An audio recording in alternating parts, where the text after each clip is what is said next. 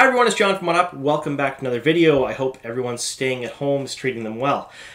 So in this video, we're going to go through how I feel the Wheel of Time show will be rated. Now, everything I say is basically wild speculation. There's not a whole lot of fact to back it up, but I will basically reference some other fantasy shows and some scenes in the books to back up my assertions on how I think it'll be rated. Now, I normally have a community section at the end of my videos, but today I don't because I've kind of run out of content creators to feature. So I do have a few people sending me some things over the next couple of days, so my next few videos will feature my community section like normal. But if you are a Wheel of Time content creator in any medium whatsoever, please send me a DM on Twitter or contact me here through the channel and let me know about you so I can add you to the community section in one of my videos. Alright, before we get started, spoiler warning, in this video we're going to talk about ratings. So when I do talk about the ratings, I'll be talking about specific scenes from the books, and I will jump around quite a bit. So I'm going to spoil everything up to and including the end of A Memory of Light. So if you have not read the book series at all, or if you're planning on reading it soon, or if you want to watch the TV show fresh, be forewarned, I will spoil some scenes in the books, but maybe not the overarching plot. Alright, let's get on to the video. Alright, ratings. So before we start this, ratings are a little bit different in each country and each region. So the ratings for the States, the United States, and Canada might be a little bit different from the UK or Spain or Russia or the Czech Republic. They could be different in any different place because a committee gets together and they rate it for their culture and what they do. And in some cultures, nudity or sex is considered more laissez-faire than, say, drug use and violence. And it's a little bit different wherever you go around the world. Kind of makes sense? So when I talk about ratings today, I'm going to be talking about ratings that I feel North America will probably have because the majority of my viewers are from the United States or Canada, and that's what we'll talk about. So take this with a grain of salt. If you're from a different country, it may change a little bit differently from where you're at, although I believe the end result will probably be pretty much the same almost everywhere. All right? So how is it going to be rated? How do they rate things? Well, a committee gets together and they view the television show or the movie and they rate it based on a number of factors. And this includes, but is not limited to, drug use, foul language, violence, including graphic violence, nudity, sex, among some other things. So we'll cover those big topics at first. Now, when you look at the Wheel of Time is Amazon's answer to other networks or streaming services' big fantasy shows. So we have the gold standard of all fantasy shows, Game of Thrones. This one came out a number of years ago. It lasted 8 seasons, and it was phenomenal for most of its run. It had very big ratings. It made a lot of money, and it was a mature-themed show. So it was rated MA, and HBO did it really well. Now, sometimes, especially back when Game of Thrones first started, a lot of people were under the assumption that anything rated mature or restricted would be inherently hobbled in getting money because you're cutting out a large part of your audience, which are teenagers that have a lot of disposable income. So they're not going to be there watching it. They won't be buying the things for it. So you're losing out on that income. That didn't happen. When they rated it mature, it blew up. It actually had the opposite effect. A lot of people who may not have watched a fantasy series did watch it because they had heard it was rated mature. And when you hear something's rated mature, you know they're going to take certain aspects of it seriously. Now, in the book series, there was a ton of violence, very graphic violence, a ton of nudity, a ton of sex, incest, other mature themes, rape, and a lot of foul language. So when you look at Game of Thrones, they took all of that and they didn't dance around anything. They just said, you know what, we're going to put it all in there. And they did. They put it all on screen, and it made it like hard R. Like it was a mature rated show, and it was phenomenal. It was really, really good. They handled it really well. It was amazing, and it did a really good job. So that's the first tick in the box for having a mature rated fantasy show. Second tick in the box, The Witcher. This was Netflix's answer to Game of Thrones, pretty much. They adapted what was a book series that turned into a video game series and is now a television series on Netflix. And again, there was a lot of speculation when they were first filming it and they were going through and they were casting and things like that. How it will be rated, PG-13, PG-16, because there is that core audience of game players that they probably want, even though the video games are rated mature. And they didn't do that. They didn't go PG-13 or PG-16. They took everything that was in those books, everything that was in those video games, and they put it in the show, and they did a very good job with it. So this one, again, a lot of very graphic violence, a lot of foul language, a lot of very mature themes, and a lot of sex and nudity. And they crammed it into that one season, and it worked really, really well, and it was hugely popular. So we have, two very mature rated, very maturely handled fantasy shows on two different streaming services that did very, very well. So then we have the Wheel of Time.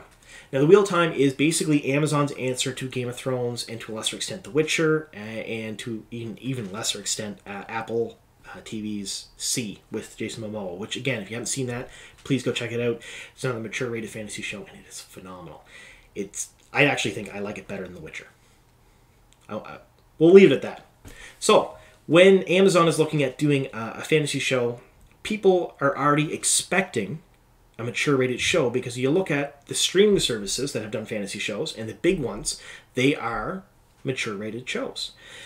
You look at the television shows that are fantasy, that are not well received, that did not do well. Sword of Shannara, I know there are some fans out there of it. I didn't enjoy it, and it wasn't basically received that well, especially by some of the fans of the books. And then you have the Sword of Truth one, Seeker, or Legend of the Seeker. Horrible. I mean, to be fair, Terry Goodkind wrote a garbage series. It was a horrible series, horrible everything, and the show just made it 1,000 times worse. Both of those shows were intended for a younger audience. Would it have made the shows better to go more mature? Maybe. I don't know for sure. But they didn't do as well as the networks expected or wanted them to. So again, you have a bunch of streaming service shows that are based in fantasy novels that did really well as a mature theme, and you have some television shows that are based on fantasy novels that did not do so well, not mature. All right, so we're starting at that point. Now we're going to go through the Wheel of Time. Foul language, Wheel of Time gets a pass for that. I mean, there is basically no foul language in the book series. Now, Robert Jordan made up his own foul language to put in the book series. It's there, but we don't consider it offensive. So things like light, or peace, or blood and ashes, or bloody this or bloody that, or sheep swallow up and bloody butter onions. That's a weird one. Things like that. They're the curse words in his world, and none of us find them really offensive. So that gets a pass. Right away, foul language, we're good to go for maybe a PG-13 rating or younger. Then we'll get into next the nudity. Now, when you think about it, you think, Robert Jordan's book series didn't have much nudity in it. Yeah, it had a lot of nudity in it. Robert Jordan was not exceptionally graphic when he described nudity or sex in his books, but there was a lot of nudity and sex in the books. So when you think about it, all the ceremonies the Aes Sedai do, raising for the shawl, when they go for accepted, when the Amerlin is raised, anything like that, they do it with their tops down to prove that they're women. So that's a lot of nudity right there. The Aiel sweat tents, they're basically completely nude in there in front of everyone else bathing, because the Aiel have a very laid-back view when it comes to nudity. They don't consider it a big deal. So the Aiel are nude a lot in front of other people, and they don't mind. And then you have the sea folk. They're at sea, and they are topless at sea. So that's a lot of nudity there, too. And there's quite a few scenes later on in the series with the sea folk. And that's just straight-up nudity that we don't see... So in the Borderlands, when they're in the baths or things like that, a lot of cultures in the Wheel of Time series don't consider nudity a big deal, even though the people from Amelon's Field are very embarrassed because they consider it a big deal. But it is shown quite a bit, even in the first couple of books. So the first season will have a fair bit of nudity. And that's just the nudity.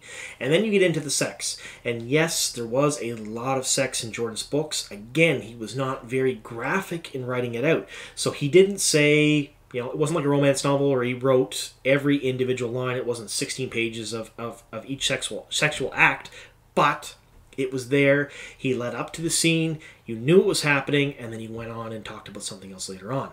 So you have a number of instances. You have Rand in all three of his... ladies, I guess you'd call them. He had sex with all of them in the books. You have Perrin and his wife. You have the rape of Morghese. You have the rape of Mat by Tylan. And I mean, that's a big one there too. There's a lot of debate over that, but in my opinion, it was rape. So not only do you have sex, you have rape as well. And then you have... the Fades, what they do with their captured Borderlanders. It's alluded to in the books and talked about, but they rape them as well. So there's a ton of sex and a ton of forced sex in the books. It's there. It's a thing. Again, Robert Jordan isn't super descriptive about it, but it happens. Now, so the showrunner Rafe and the people making the show have kind of an option here. Because it's not super descriptive in the books, they can gloss it over kind of like the books did. Lead up to the scene and cut away and do something else. So this one is ambiguous. I mean, the nudity, they probably can't cut that much nudity out of the books. It's going to be hard. But to cut all the sex out, it's possible. However, there is an intimacy coordinator on set as well. So if you look at the Wheel of Time IMDb page, last fall, I believe they added an intimacy coordinator. I can't speak, I'm sorry. And their whole job is to be there to make actors comfortable during sexual or nude scenes. So we know for sure there's going to be at least nude scenes, if not sex as well, in the first season because they have an intimacy coordinator on set. So, will there be sex? Probably. So there you go. You have nudity and sex. Those are two ticks in the box against a PG-13 rating because you're allowed limited nudity and no sex in a PG-13 rating, essentially. So they're leaning more towards mature. So we have that. So language, nothing. Nudity and sex, probably leaning more towards mature. Now, if they want to amp it up, they could do that too. So then we'll get on to drug use. That one probably, I will say, gets a pass as well because it's not prevalent in the books, not in the way that you would think drug use would be prevalent in modern day. So fork root tea doesn't count, I guess. The best way to put it. They're not all smoking the halfling's leaf the whole time during the show. So that one gets a pass as well. So we have drugs as a pass. Last one is violence that I want to talk about now. These books are inherently exceptionally violent and exceptionally frightening. You don't really realize it when you're reading it. But you have the Shadowspawn, the Trollocs, the Forsaken. They're all doing really horrible, terrible, violent things to innocent people throughout the book series because they're the bad guys. And they are phenomenally, handled during the books. And Robert Jordan is quite a bit more graphic in his description of violence than he is his description of sex. Not as graphic as, say, the Game of Thrones books were, but Robert Jordan was a veteran, and a lot of his battle experience and whatnot did make it into the books. So he wrote that stuff very well. So a lot of violence, a lot of very frightening, horrible scenes, because the Shadowspawns are basically monsters. So that's another tick in the box towards mature. And then you have your big battles. So end of book 2, the battle at Fall, when they're fighting, the White Cloaks are fighting the Sanchan. That's going to be huge. It's going to be inherently violent. I mean, they can gloss it over, but I think they're probably not going to gloss that stuff over because it's very exciting to see stuff like that on the screen. And then you have Dumai's Wells. Holy Hannah, that's going to be a good one because people basically just kind of blow up. Very, very gross. Very, very graphic. And people will be very upset if it's not handled that way on the screen, I think. So they're probably going to go full bore with the violence and the frightening stuff because the book series could almost be made into a horror series for television. It could. I'm not advocating for that. I'm not saying it's going to be at all, but because of how scary it is in certain spots, yeah, 100%. You get Sam Raimi on board, I'm sure he can make this thing into a wicked horror series. Just saying.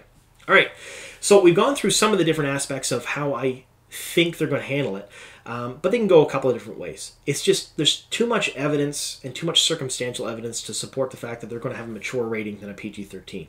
I believe that Amazon is going to go hard R with this because they are going to keep the violence in for sure. I mean, how can they not? It's a fantasy show. Game of Thrones had violence, Witcher had violence, C has violence. They're going to want to amp that up and have it just like those shows to compete with them. The nudity and the sex, now that is kind of ambiguous. I don't know how they're going to handle that, but because they have an intimacy coordinator, I believe that it's going to at least be prevalent in the series, which again pushes it towards a mature rating. And then your violence, we have that. Your drug use is no go. Your foul language, again, a no go. They're really non-starters for this at all because they're not in the books. But then you have all your mature themes, all of your rapes, your kidnappings, your torture. There's a lot of that in these books as well. So I believe, I wholeheartedly believe that this is going to get a mature rated, it's going to be a mature rated show.